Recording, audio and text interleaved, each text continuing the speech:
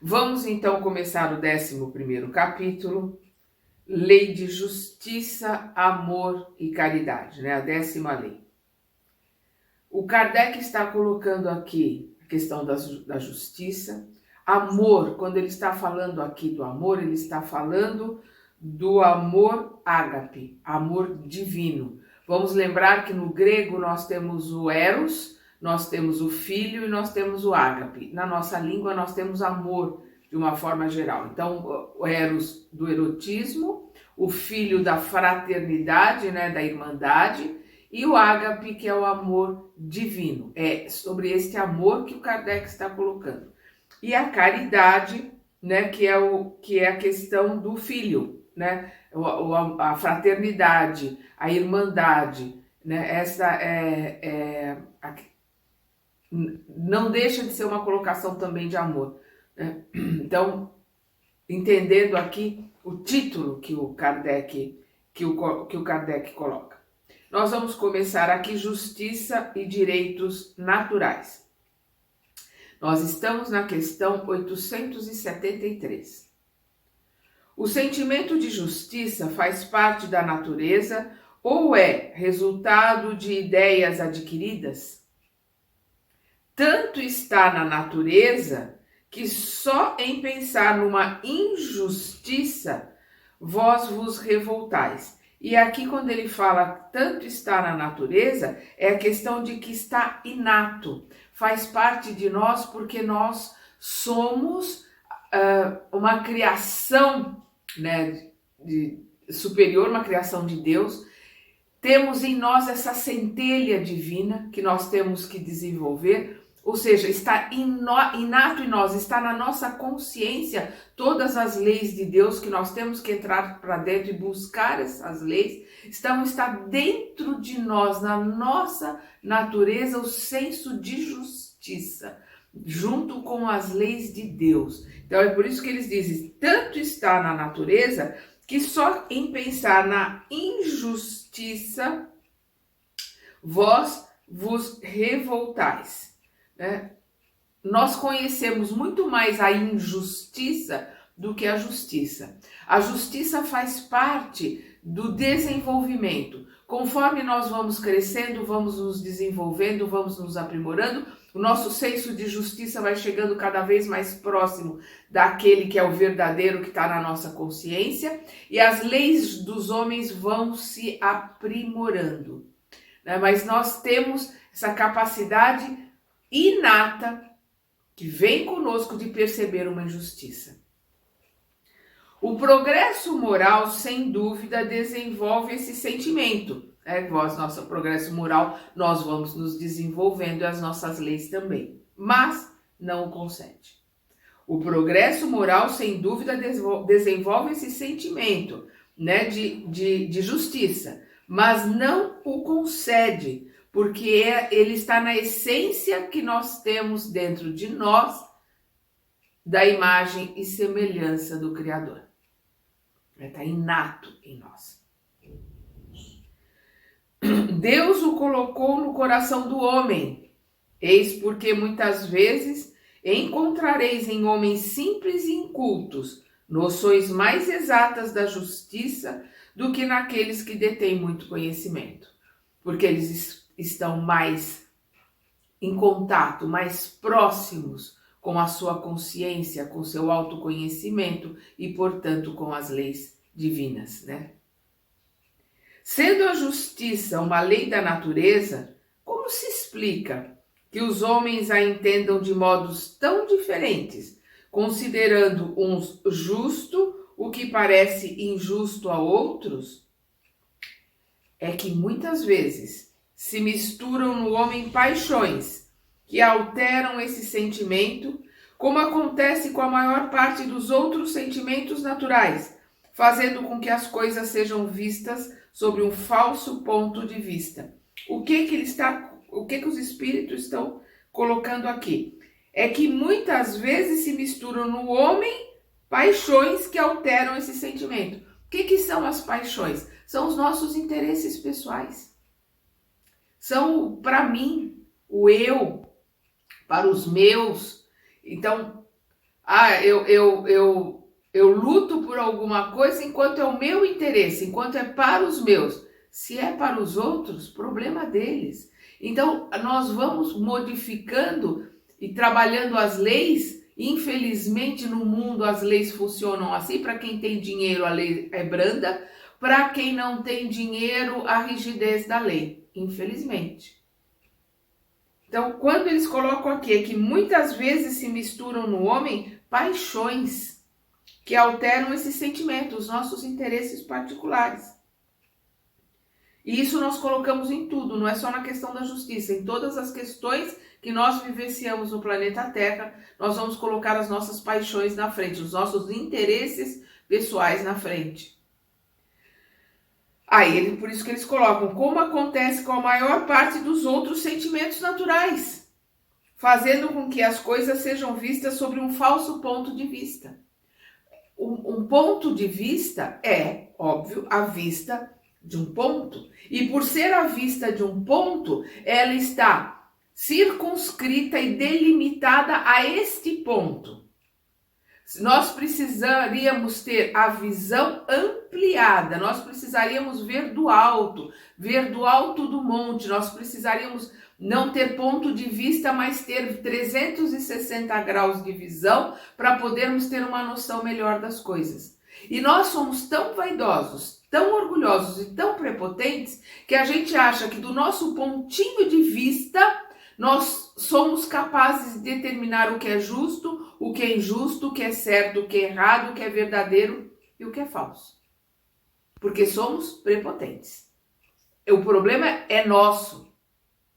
E aí nós vamos criando as leis de acordo com essa visão rasa e com esse pontinho de vista tão precário que nós temos. E por isso, conforme nós vamos aprimorando os nossos conhecimentos e nos aprimorando moralmente, moral verdadeira, moral das leis naturais, como nós vimos lá no primeiro capítulo, né? Questão 621, onde está a lei de Deus na nossa consciência? 625, quem é o nosso guia e modelo? Vede Jesus. Então, lá nas leis naturais, que são as que vêm conosco, conforme nós vamos nos aproximando das verdadeiras leis, que são as leis divinas, nós vamos modificando as leis da nossa justiça precária, né? Dentro de pontos de vistas e de interesses pessoais ou de alguns grupos, infelizmente. São alguns grupos que mandam na política, na justiça, em todos os setores no mundo. E esses grupos, infelizmente, também são comandados pelos nossos irmãozinhos instigantes, né? Pelo poder oculto, as trevas, porque no planeta de provas e expiações é o poder oculto, é o mal que domina. Então nós precisamos entender que nesse planeta tem a dor, tem a injustiça, tem o sofrimento, mas não tem vítima. Isso nós precisamos entender. As coisas fazem parte do processo de evolução e da lei de ação e reação que é irrevogável, inexorável, que é a lei de Deus. Vamos repetir aqui. É que muitas vezes se misturam no homem paixões que alteram esse sentimento, como acontece com a maior parte dos outros sentimentos naturais, fazendo com que as coisas sejam vistas sobre um falso ponto de vista. Como se pode definir a justiça? A justiça consiste no respeito aos direitos de cada um. O que é justiça? É respeitar o direito que cada um tem. E aí o Kardec continua na mesma pergunta, né? O Kardec sempre com as suas colocações. O que determina esses direitos? Ele não pergunta quais são esses direitos, não. Muito mais profundo. O que determina esses direitos? Eles respondem.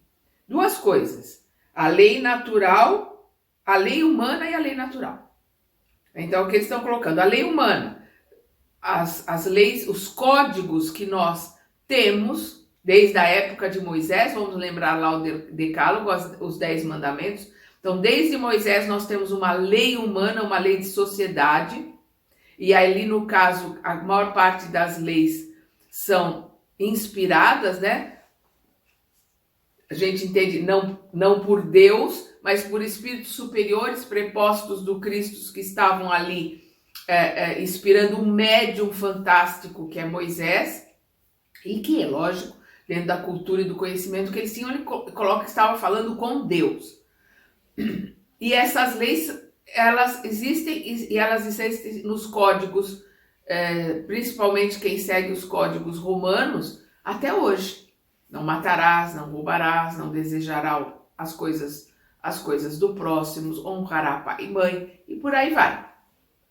Não adulterarás, e não é só o adultério no caso do casamento, é qualquer tipo de adultério. Adulterar um livro, adulterar um leite, adulterar uma água, adulterar uma lei, adulterar um conceito, adulterar uma prova, adulterar um estudo, adulterar uma fala, adulterar uma reportagem e por aí vai.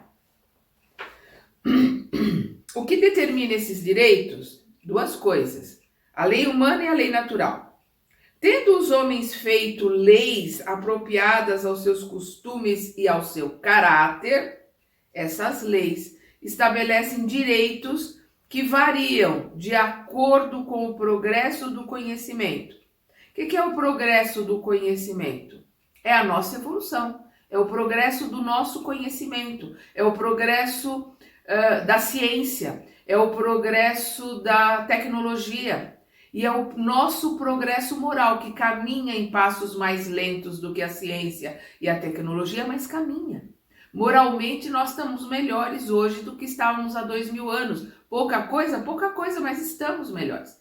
Nós já não temos escravos, nós já temos um reconhecimento melhor dos direitos das crianças e do direito das mulheres, que não tinham direito naquela época, nem crianças nem mulheres, e as coisas, não temos mais escravos, que qualquer povo, ele era que fosse vencido numa guerra, ele era escravizado, e depois nós tivemos os escravocratas, que é aqueles que viviam da escravidão dos negros, que o negro era mercadoria, que é uma coisa absurda, e tudo isso não temos mais, graças a Deus. As nossas leis e a nossa moral vão se aprimorando. A moral do homem, né? A moral das leis.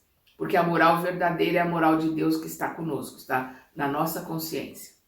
Nós é que não acessamos. Vou repetir aqui. Vamos lá.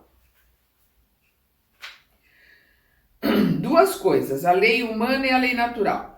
Tendo os homens feito leis apropriadas aos seus costumes e ao seu caráter, estas leis estabeleceram direitos que variaram de acordo com o progresso do conhecimento. Vede se vossas leis de hoje, mesmo sem serem perfeitas, consagram os mesmos direitos que vigoravam na Idade Média. Esses direitos caídos em desuso e que vos parecem monstruosos, pareciam justos e naturais naquela época. O direito instituído pelos homens, portanto, nem sempre é conforme a justiça. Aliás, ele regula apenas algumas relações sociais, ao passo que na vida privada há uma infinidade de atos que competem exclusivamente ao tribunal da consciência. Olha essa finalização aqui dos espíritos, que ela é para ser muito bem entendida e analisada. Aliás, ele, né, o direito, né, regula apenas algumas relações sociais, que são as nossas leis, né, relações sociais, ao passo que na vida privada há uma infinidade de atos, pensamentos, sentimentos, né? Atitudes, palavras que nós temos na nossa casa, na nossa família, com os amigos, com o trabalho, com os filhos. Há uma infinidade de atos, na vida privada, há uma infinidade de atos que competem exclusivamente ao tribunal da consciência. Então somos nós que temos que analisar e sermos os juízes dos nossos atos, do nosso pensamento, do nosso sentimento. A parte, quer dizer, com exceção, a parte, né? Com exceção, o direito consagrado pela lei humana, ou seja, a lei da época, a lei daquele período, qual é a base da justiça segundo a lei natural? Qual é a base da justiça da lei de Deus, que é a lei natural? Vou repetir a pergunta. A parte o direito consagrado pela lei humana. Qual é a base da justiça segundo a lei natural? O Cristo vos disse: querer para os outros aquilo que quereis para vós. Querer para os outros aquilo que quereis para vós mesmos. Deus colocou no coração do homem a regra de toda a justiça verdadeira, no desejo que cada um tem de ver seus direitos respeitados. Diante da incerteza sobre o que fazer em relação ao semelhante numa dada circunstância, que o homem pergunte a si mesmo como gostaria que agissem com ele em circunstância idêntica. Deus não poderia ter dado ao homem um guia mais seguro do que a sua própria consciência. Voltamos de novo, sempre na base de tudo, a consciência. É a consciência que nos vai dar a base se estamos agindo certo ou não. A consciência verdadeira, né? A buscar a centelha de luz que existe dentro de nós. Aí nós vamos ver aqui uma colocação do Kardec. O critério da verdadeira justiça é, de fato, querer para os outros o que se quer para si mesmo, e não querer para si o que se quer para os outros, que não é exatamente a mesma coisa. Como não é natural que se queira o próprio mal ao tomar o desejo pessoal como padrão ou ponto de partida, tem-se a certeza de que somente o bem será desejado ao próximo. Desde sempre, em todas as crenças, o homem sempre procurou fazer prevalecer o seu direito pessoal. A sublimidade da religião cristã está no fato de ter tomado o direito pessoal como base do direito ao próximo.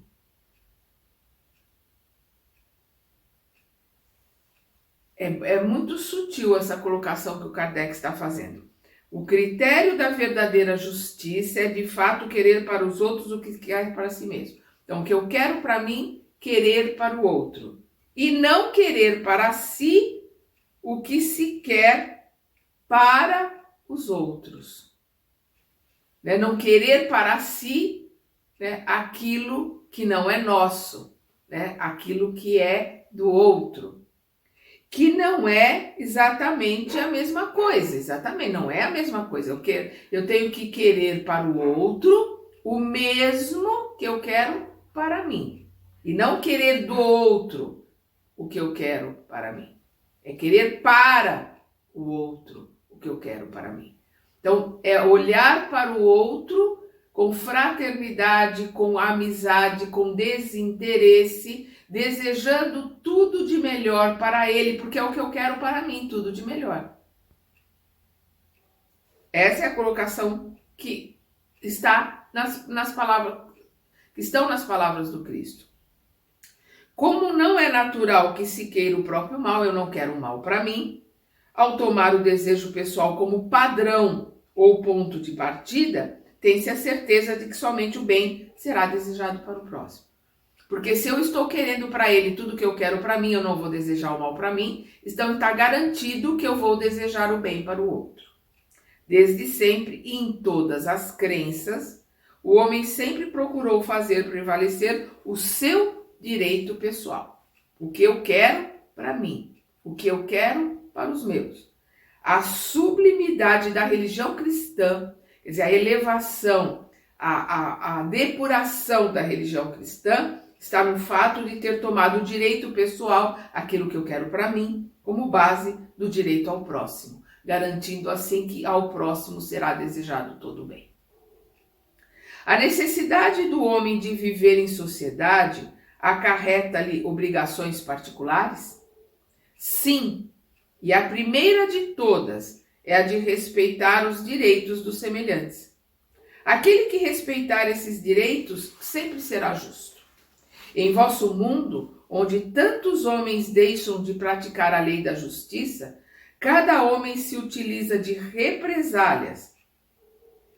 E é isso que causa a perturbação e a confusão de vossa sociedade. A vida social dá direitos e impõe deveres recíprocos. Olha que interessante a colocação. A vida social dá direitos e impõe deveres. Quando ele coloca assim, a necessidade do homem de viver em sociedade acarreta-lhe obrigações particulares? Sim, os espíritos estão colocando sim, é a primeira de todas. É a mais importante, é respeitar o direito dos semelhantes. Porque quando eu respeito o direito do outro, quando eu respeito que a minha liberdade termina onde começa a do outro, eu estou criando normas, eu estou criando atitudes e situações para se viver em sociedade e se viver bem. Em vosso mundo, aquele que respeitar esses direitos será sempre justo. Em vosso mundo, onde tantos homens deixam de praticar a lei da justiça. A lei da justiça verdadeira, normalmente nós deixamos de praticar. Cada homem se utiliza de represálias. A maioria das colocações que a sociedade faz é de represália. Não é de justiça, não é de ajuda, não é de transformação, de modificação. Porque a lei, ela tem que dar ao outro o direito dele se arrepender e o direito dele se modificar. E infelizmente nós, com as nossas leis, os nossos sentimentos de represália, a gente vai colocar, ele está preso, bem feito. Aconteceu isso, bem feito, a justiça foi feita. Que justiça? Porque a justiça de Deus é para que cada um possa se arrepender, possa ressarcir o erro que cometeu, ou seja, pagar por esse erro e continuar o caminho. Então, no mínimo, a nossa justiça teria que colocar a pessoa que cometeu alguma infração à parte da sociedade, para que ela não possa prejudicar a sociedade, mas no lugar que ela está, ou seja, na prisão, ela tem que ter todas as condições e o auxílio para se modificar, para receber novos esclarecimentos, novos ensinamentos, ter oportunidade de mudar de vida, ter oportunidade de se arrepender e principalmente ao sair da prisão com a sua, digamos assim, com a justiça cumprida, com o pagamento da sua sentença, ela tenha condições de ressarcir o erro que ela cometeu e voltar a viver em sociedade. Infelizmente, a nossa injustiça, porque a gente não pode chamar a justiça, principalmente no nosso país e em países de terceiro mundo, a justiça carcerária como justiça. A nossa injustiça cria e forma pessoas cada vez piores e cada vez mais revoltadas. Em vez delas aprenderem, delas entrarem num lugar onde elas serão transformadas para melhor, elas entram num lugar onde elas são transformadas em piores, em delinquentes muito piores do que eram. Por isso que tem que se tomar tanto cuidado em pequenos delitos, ou em primeiro delito que às vezes foi colocado ali no fulgor da idade, na intemperança de uma reação ou de uma raiva. Não é justificando, mas é tomar cuidado para não colocar alguém que pode se modificar, que pode se transformar, que pode ser melhorado, num lugar onde ele vai receber de criminosos bárbaros, de pessoas muito piores, ele vai receber toda a instrução para se tornar um ser pior. Ele vai para o inferno, em vez de ir para um lugar que vá poder auxiliá-lo. Nós temos que ter uma análise muito grande da nossa injustiça. Então, em vosso mundo, onde tantos homens deixam de praticar a lei da justiça, cada homem se utiliza de represálias, e é isso que causa a perturbação e a confusão de vossa sociedade. A vida social dá direitos e impõe deveres recíprocos. Uma vez que o homem pode iludir-se quanto à extensão de seu direito, o que pode fazer com que ele conheça os seus limites? O limite do direito que ele reconhece para seu semelhante em relação a si mesmo, na mesma circunstância e de maneira recíproca. Como, o homem fazer para que ele conheça os seus limites? Eles respondem: o limite do direito que ele reconhece para seu semelhante em relação a si mesmo. Ou seja, o limite é aquele que eu quero que o meu semelhante tenha para comigo. Eu vou reciprocamente dar a ele o mesmo, colocar para ele o mesmo limite da liberdade dele. Então, o limite do direito que ele reconhece para seu semelhante em relação a si mesmo, na mesma circunstância e de maneira recíproca. Na mesma pergunta, o Kardec coloca: mas se cada um atribuir a si mesmo os direitos de seu semelhante, no que se transformará a subordinação aos superiores, isso não seria a anarquia de todos os poderes? Os direitos naturais são os mesmos para todos os homens. Quais são os direitos naturais? Vamos lembrar o capítulo 1? A lei de Deus, o direito à vida, o direito ao conhecimento, o direito ao aprimoramento, o direito à alimentação, o direito à vestimenta, a um teto, a escolaridade, para que se possa crescer, para que se possa melhorar, para que se possa se transformar. Então, os direitos naturais são os mesmos para todos os homens, do menor ao maior. Deus não fez uns de barro mais puro que outros. E diante de Deus, todos são iguais. Esses direitos são eternos. Esses direitos de crescimento, aprendizado, são eternos. Esses direitos são absolutamente respeitados na nossa verdadeira vida, que é no mundo espiritual. Infelizmente, nessa ilusão, nesse período, nesse estágio que nós fazemos aqui no planeta Terra, para crescer, aprendermos, aprimorarmos e pagarmos os erros que cometemos aqui no planeta, nós não conseguimos entender a extensão dos nossos direitos e principalmente do direito dos outros. Então, o que ele diz, esses direitos são eternos, os direitos de Deus, os direitos naturais são eternos. Os que o homem estabeleceu perecem com as suas instituições. Os direitos que são colocados pela lei dos homens, a colocação dos homens perante a sociedade, eles perecem quando as instituições caem, quando a sociedade muda, quando as coisas se modificam. Então, as leis dos homens são perecíveis, as leis de Deus são eternas e imutáveis. Eu vou repetir, esses direitos são eternos. Os que o homem estabeleceu perecem com suas instituições. Além disso, cada qual sabe de sua força ou fraqueza e sempre saberá ter uma certa deferência para com aqueles que a merecem por sua virtude e sabedoria. Isso é muito claro. Além disso, cada qual sabe de sua força e de sua fraqueza. Nós sabemos qual é o tamanho da nossa força. Nós sabemos quais são as nossas fraquezas.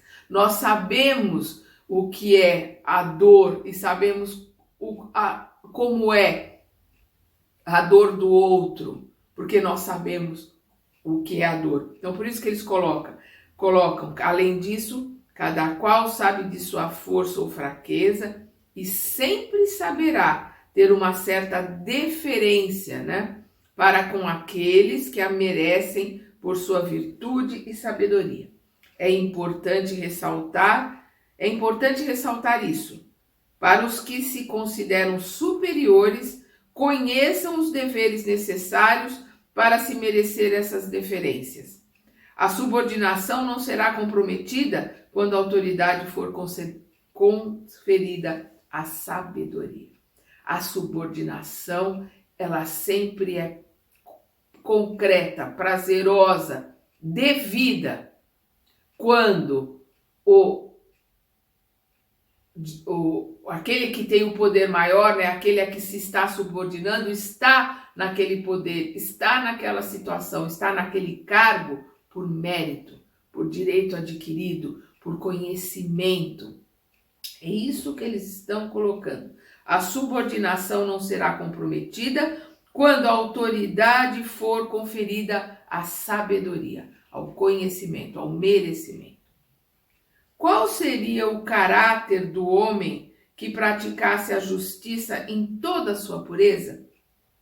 O verdadeiro justo, a exemplo de Jesus, pois também praticaria o amor ao próximo e a caridade, sem os quais não há justiça verdadeira. Perdão. Então aqui eles perguntam, qual é o caráter do homem que praticasse a justiça em toda a sua pureza? Justiça verdadeira, a justiça natural, a justiça de Deus. Perdão. O verdadeiro justo, aquele que é verdadeiramente justo. Ou seja, né? Qual é o nosso exemplo de modelo e guia?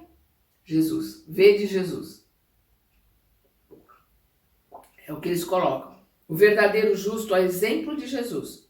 Pois quem for justo também praticaria o amor ao próximo e a caridade, sem os quais não há a justiça verdadeira.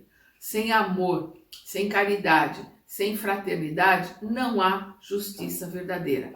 Há represália, há vingança, mas não há justiça verdadeira. Para que haja justiça verdadeira, junto com ela tem que ter amor, fraternidade, misericórdia, benevolência, indulgência, porque nós só somos benevolentes, ou seja, nós temos um olhar para tentar se colocar no lugar do outro. Indulgência é antecipadamente se prontificar a perdoar o erro do outro. Nós só somos indulgentes com os nossos filhos, porque antecipadamente, mesmo antes deles cometerem esses erros ou praticarem alguma coisa, nós já nos predispomos a perdoá-los. Isso é indulgência. Então é o que eles estão colocando aqui. Sem o amor ao próximo, sem a caridade, sem fraternidade, sem empatia, nós não estaremos realizando a verdadeira justiça. Nós estamos aqui na questão 879 e vamos então no nosso próximo estudo ver direito e propriedade, né? O roubo. Até lá.